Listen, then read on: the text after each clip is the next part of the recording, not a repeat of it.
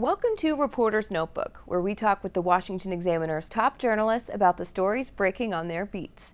I'm Sarah Westwood, and I'm here today with Abby Smith, energy and environmental reporter. Abby, thanks for being here today. Thanks for having me. So you wrote for the Washington Examiner about a significant new project in Wyoming that could advance nuclear power technology in a big way. Tell us about that. So Wyoming this week announced that they're partnering with TerraPower, which is the nuclear energy company co-founded by Bill Gates. And they are going to build an advanced nuclear reactor on the site of a retiring coal plant. And this is a big deal because this would advance the types of nuclear reactors that are smaller, more modular.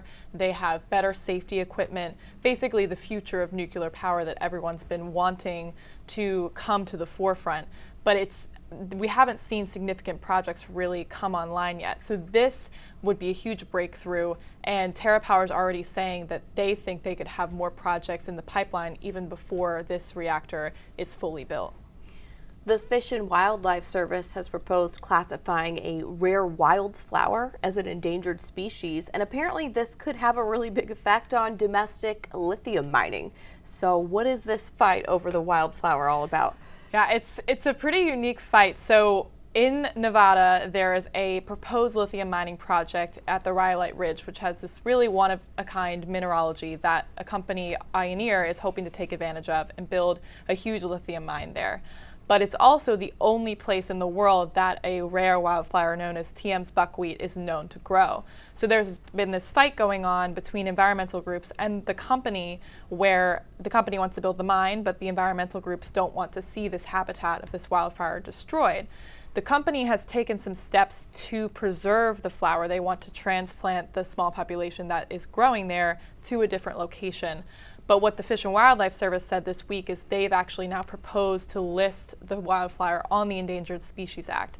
And what that means is that could bring additional protections to the flower that could potentially pose a threat to the project. We won't know until we see what the Fish and Wildlife Service comes out with and whether they think Ioneer's plan to preserve the flower is sufficient. But a little bit of a testy situation going on right now in Nevada, especially because lithium is so important to President Biden's clean energy plans, electric vehicle batteries, battery storage, all of it that is needed for those technologies.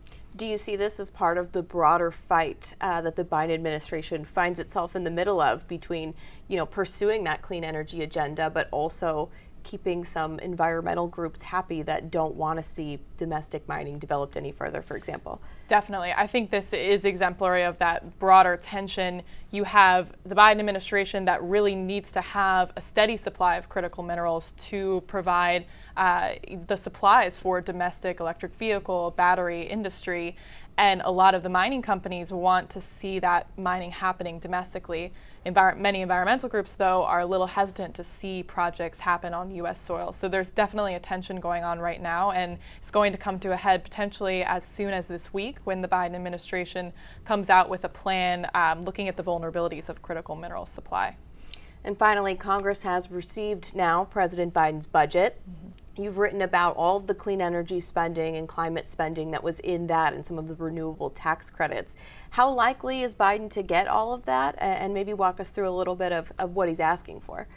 Yeah, it's a big ask. So the Biden's budget includes the infrastructure plan, which already has pretty significant climate spending in it, as well as an additional $36 billion, more than $36 billion actually, for additional climate funding. That includes clean energy research and development. It includes overseas spending to help developing countries address climate change. Really runs the whole gamut. I would say budgets are usually a statement of an administration's priorities and certainly not what ends up crossing the finish line. And I would imagine as he's having trouble with the infrastructure plan right now, he'll have similar challenges trying to convince Republican lawmakers and maybe even some Democrats that this level of spending is warranted. Well, Abby, thank you so much for being here with us today.